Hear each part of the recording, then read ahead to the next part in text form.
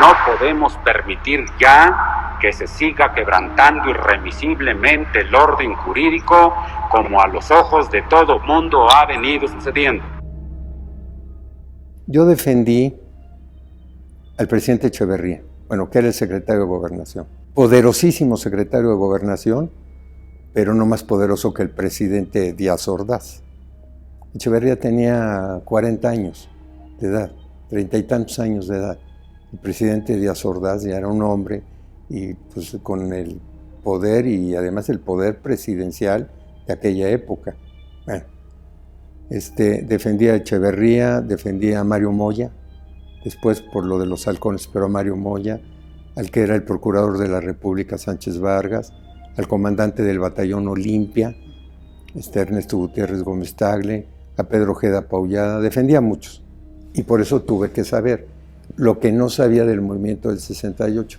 Yo en el 68 estaba en el último año de la Facultad de Derecho, pero yo trabajaba. Y entonces salía de las clases y yo no iba a los mítines, sino que yo me iba a trabajar. O si ya la universidad estaba cerrada, yo seguía trabajando. Bueno, por mi defensa fue que conocí el asunto. Son dos escuelas que se pelean dos escuelas se pelean. Llegan los granaderos, entran en una de las escuelas, golpean a los muchachos, golpean a los maestros, y esa es la chispa para que el movimiento... Ajá, y más cosas, que quieren ir al Zócalo, que no los dejan, etc. Pero entonces, ¿qué sucede el 2 de octubre? El 2 de octubre el presidente Díaz Ordaz dice, hoy se termina el movimiento. Pero todo tiene un límite y no podemos permitir ya que se siga quebrantando irremisiblemente el orden jurídico como a los ojos de todo mundo ha venido sucediendo. Porque venían las Olimpiadas y muchos de los del movimiento no querían Olimpiadas. Incluso el lema era, no queremos Olimpiadas, queremos revolución. Estaba el Che Guevara en Bolivia, estaba Fidel Castro en Cuba, estaba la Guerra Fría, el Oriente contra el Occidente, bueno, todo eso. No, hoy se termina el movimiento estudiantil. Entonces ordena el presidente que ese día se detuviera a los líderes del movimiento estudiantil. Yo he dicho que a la mala, porque no tenía por qué detenérseles. Estaban ejerciendo y pacíficamente su derecho a manifestarse, pero hoy termina el movimiento estudiantil. Entonces, desde la mañana se prepara un operativo para detenerlos. Y cuando están hablando en el tercer piso del edificio Chihuahua, el comandante del batallón Olimpia, desde Relaciones Exteriores, dispara 2 luces de bengala. Que la gente, porque había un helicóptero sobrevolando, cree que fueron disparadas desde el helicóptero.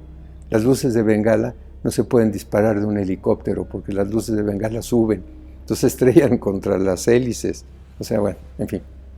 En ese momento van a detener a los líderes del movimiento estudiantil y los militares, los policías, son recibidos a tiros por francotiradores que están en las azoteas y en el edificio Chihuahua. El primero que cae casi herido casi de muerte, es un comandante de los militares, un general Hernández Toledo. Detienen a los estudiantes, se los llevan a presos, malamente, se los llevan presos, detienen a muchos, pero al final de cuentas sueltan a todos, excepto a los estudiantes que del campo militar los llevan a Lecumberri. Ahora, ¿en qué consiste el mito? Que todos los 2 de octubre, todos oímos, hoy se conmemora la masacre del 2 de octubre de Tlatelolco. Hoy el ejército masacró a cientos, a miles de estudiantes. Eso es lo que hoy vamos a conmemorar. Cuando se crea la fiscalía que persigue a Echeverría y etcétera, el fiscal convoca a familiares de desaparecidos. Porque, a ver, mataron a cientos, a miles, y los cadáveres, ¿dónde quedaron? No, pues los incineraron. No, los echaron al mar. Bueno, pero ¿y las familias de los desaparecidos? Pues esas quedan, ¿o no? Convoca a familiares de desaparecidos para que acusen a Echeverría sobre todo. Y no hay un solo familiar de un desaparecido, porque el 2 de octubre ni una sola persona desapareció, no hubo un desaparecido.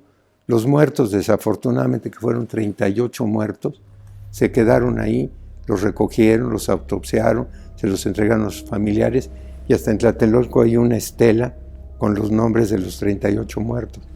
Entonces, a lo que me refiero como mito es a que se haya dado la orden al ejército de ir a masacrar a los estudiantes. Yo me pregunto, el presidente Díaz Ordaz, por más autoritario, más energúmeno, más enojado que estuviera, le hubiera podido decir al secretario de la Defensa Nacional, vaya con los soldados y mate a todos los estudiantes.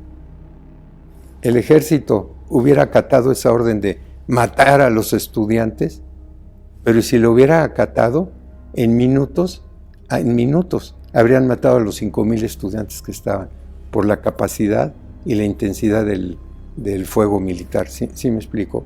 Sí. Habría habido 5,000 muertos, ahí habría, y desaparecen 5,000 muertos.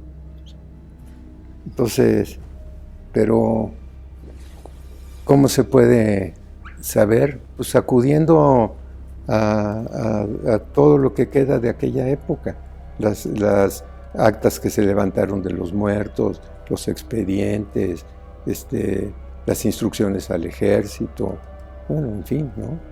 Si hubiera habido esos desaparecidos, los familiares habrían acudido 30 años después.